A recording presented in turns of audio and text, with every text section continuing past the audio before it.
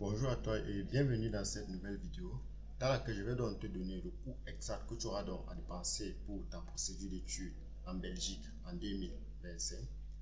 Moi c'est David.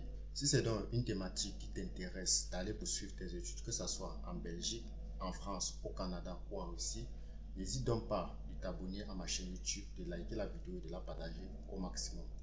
Les trois actions étant donc réalisées, on ira donc directement au bref du sujet dans laquelle je vais donc te donner le coût exact que tu auras donc à dépenser pour ta procédure d'études en Belgique. Alors, la première étape pour ta procédure d'études en Belgique sera donc l'équivalence de tes diplômes. Il faut dire que le montant à prévoir pour l'équivalence de tes diplômes est de 150 euros et les frais d'envoi de ces documents sera donc de 50 euros. Tu peux les envoyer donc par DHL.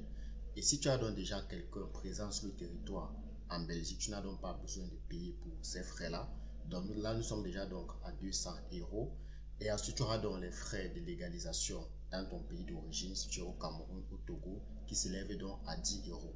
Donc on voit donc là que la première étape ou bien le premier montant à dépenser sera donc l'équivalence du diplôme qui va donc te revenir à 210 euros. Le deuxième montant que tu auras donc à dépenser pour ta procédure d'études en Belgique sera donc la demande d'admission dans une université en Belgique.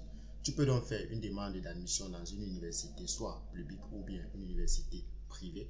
Il faut dire que les demandes d'admission, les frais d'admission dans les universités publiques en Belgique, elles s'élèvent donc à 200 euros.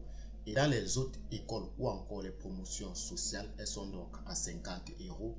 Et parfois, elles sont donc gratuites dans certaines hautes écoles. Voilà donc la deuxième dépense que tu auras donc à faire pour ta procédure d'études en Belgique. La troisième dépense que tu auras donc à faire pour ta procédure d'études en Belgique seront donc les frais de campus Belgique qui s'élèvent donc à 145 euros. Ensuite, la prochaine dépense que tu auras donc à faire, qui est donc ici la quatrième dépense, sera donc une prise en charge. Et oui, pour aller poursuivre tes études en Belgique, tu auras donc besoin d'un garant financier qu'on appelle encore la PEC pour prise en charge. Il faut dire que si tu as donc quelqu'un présent en Europe, je ne vous conseille pas de prendre donc un garant financier qui est en Belgique. Je vous conseille généralement les garants qui sont soit en Allemagne, soit aux États-Unis, bien dans d'autres pays hormis la Belgique et l'Afrique.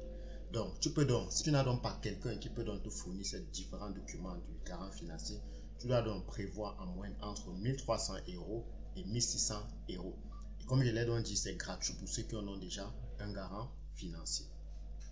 La cinquième dépense que tu auras donc à faire pour ta demande pour poursuivre tes études en Belgique sera donc la redevance administrative. Il faut dire que la redevance administrative pour les universités publiques, elle s'élève donc à 237 euros. Et pour les universités privées, elle s'élève donc à 229 euros. Il faut dire que tous ces prix que je donne sont donc des prix actualisés pour l'année académique 2024-2025.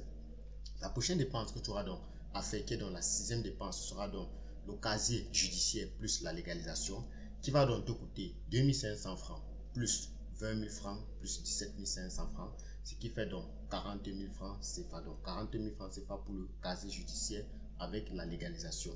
La septième dépense que tu auras donc à faire pour ta procédure d'études en Belgique sera donc le certificat médical qui va donc varier entre 40 000 et 60 000 francs CFA en fonction des différents médecins.